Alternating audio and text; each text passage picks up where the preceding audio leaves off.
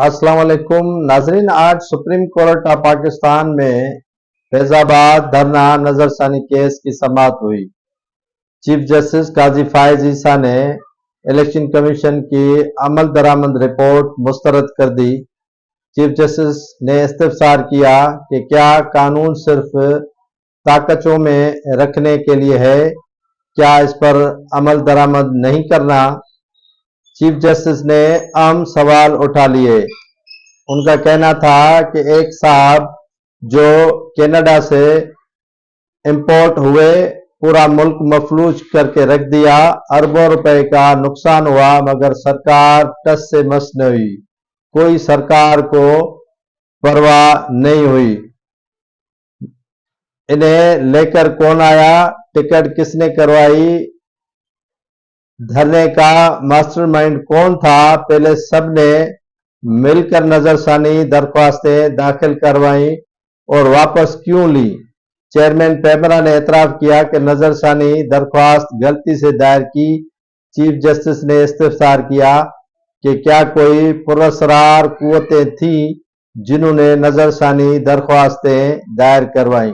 दूसरों के कंधों पर बंदूक न चलाएं, जिम्मेदारी लें, हमारे साथ गेम न खेलें।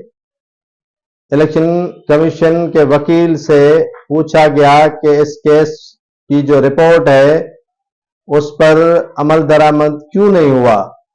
चीफ जस्टिस वकील पर बरहम हुए। चीफ जस्टिस ने यह भी इस्तफसार किया कि तहरीक लब्बैक के धरने के दौरान 2000 जो मुजाहिरीन थे उनके शनाख्ती कार्ड कहाँ हैं, वो कौन ले गया है। क्या ये हमें जो बताई जा रही है ये रॉन्ग फिगर किसके कहने पर हमें बताई जा रही है, वाज़ेह तफसीलात क्यों नहीं दिए जा रहे। पाकिस्तान के कानून के मुताबिक ममनुआ फंडिंग लेना एक जुर्म है, तो इसकी आप वाज़ेह हमें रिपोर्ट दें। आप वकालत जिन इदारे की करना चाहते हैं उनकी कम और दूसरों की वकालत ज्यादा कर रहे हैं। चीफ जस्टिस का यह भी इस्तफसार था कि 15 लाख रुपए जो खुफिया हाथों से लिए गए, बेहतर था तो ये उसी वक्त उनको वापस कर दिए जाते।